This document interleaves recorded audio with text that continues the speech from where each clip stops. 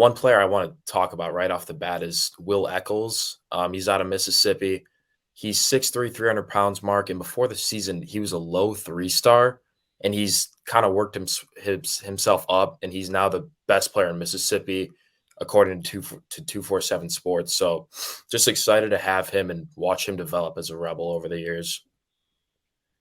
Absolutely. So we're looking at Eccles right there. As you mentioned, 6'2.5", 295 out of Houston, Mississippi. So, Zach, actually, I worked down in Mississippi at WCBI for 7 years. Okay. I was a sports director there. And so a lot of Alabama, Ole Miss, and Mississippi State ties for me. So For sure. I see these towns and they bring back memories. So, yeah, Houston, Mississippi, very nice out of William Eccles. I know, Zach, that a couple of years ago, of course, Lane Kiffin has his experience on the offensive side of the ball, known as one of the best minds on that side of the ball. Right. And however, I got to give him a lot of credit. It was either last year or the year before. I think 7 of his top 8 signed players were defensive players, recognizing, hey, we got to get better on defense. We're in the SEC. This just isn't going to cut it, and we want to compete and win games. Of course, they just won 10 games. He obviously is paying attention to that side of the ball, unlike some other offensive-minded coaches that are being blamed for not paying attention to that side of the ball. Yeah, I think a lot of that credit can go to Pete Golding.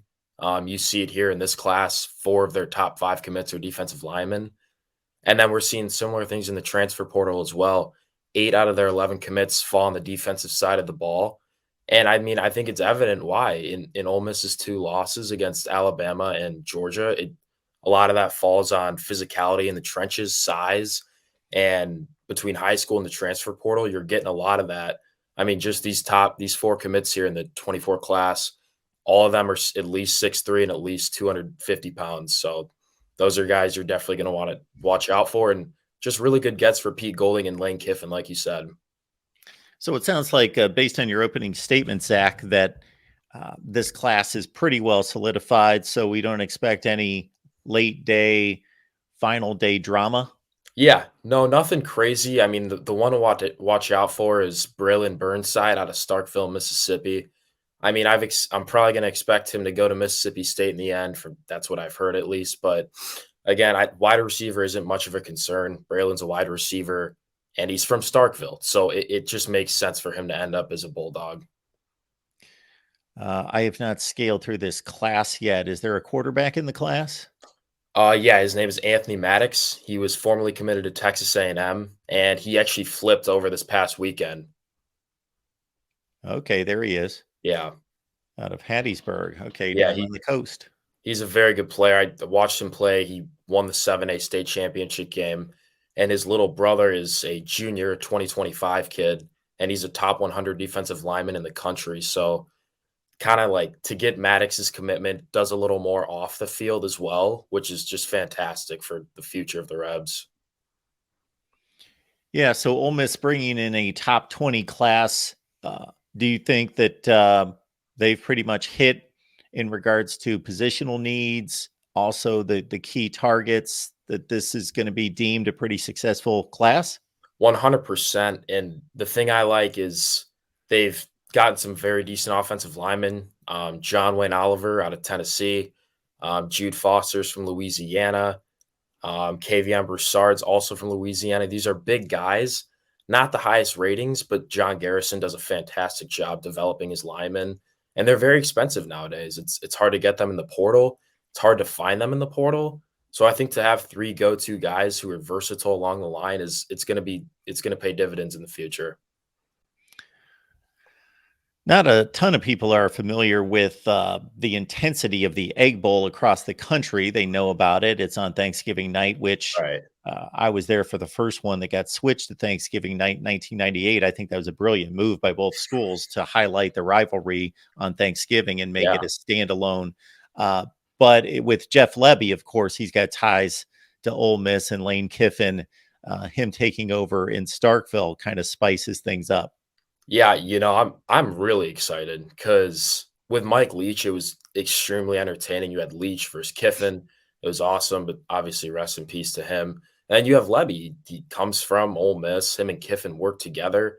So, and he obviously similar offensive like mind, tempo, get things going, push the ball. He's done a great job at Oklahoma, and I think it's gonna.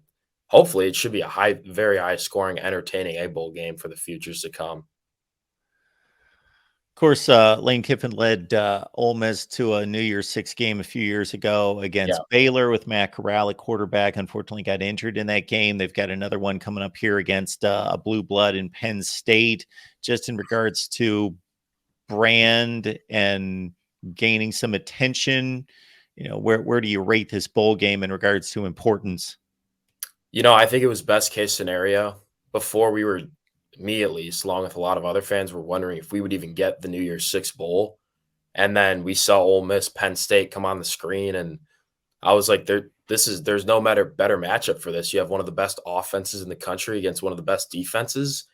Obviously, Manny Diaz from Penn State, their defensive coordinator, left to take a head coaching job at Duke, but they still have all those same players and all that talent on their team ready to go. So between Lane Kiffin's offense and James Franklin's defense, it's going to be an entertaining one, Mark. Yeah, so I would think going forward with this 12-team playoff coming to fruition starting in 2024, that would give Ole Miss fans a lot of hope. Uh, Teams tend to get buried in the SEC, layers and Right. layers of teams. Shoot, we've got what, 4 teams just in the New Year's Six out Yeah. of 8 or out of 12, and we've got a 12-team playoff. So this 10-2 Ole Miss team, they'd be a playoff team. Yeah, that's right, Mark. And you can see it just in their recruiting, not only in high school, but now in the transfer portal. Like they understand it's getting very real. It's a 12-team playoff. They're trying to return as many guys as they can. They've done a great job of doing that offensively. I mean, Ole Miss has returned their starting tight end, 2 starting wide receivers. The one thing that is interesting to me is Jackson Dart, the quarterback, has yet to make a decision. It was kind of confusing. People thought he was coming, and then he said he hadn't made his mind up yet. So it looks like his official announcement will occur after the bowl game. But I mean, if you're retaining so many offensive weapons, you'd expect that Dart ends up coming back. But I mean, you also have Walker Howard and Austin Simmons. But I mean, yeah, we'll see. All right, Zach, we appreciate you being here. Is there anything that you're working on right now? Anything that we need to look out for at the Rebel Walk? I would say the one thing to watch out for is the recruitment of Walter Nolan. He's the best player in the transfer portal out of A&M, and he announced last night he's down to Oregon and Ole Miss. So I like our chances there, and I'm excited to see where he ends up, Mark. Zach, appreciate you being here. Everyone, track Zach's work. You can see it there on the screen at Zach on X, therebelwalk.com as well. Say hi to Evie for me. Always appreciate you guys helping us out here at the Voice of College Football, Zach. Will do. Thank you, Mark. Have a good one.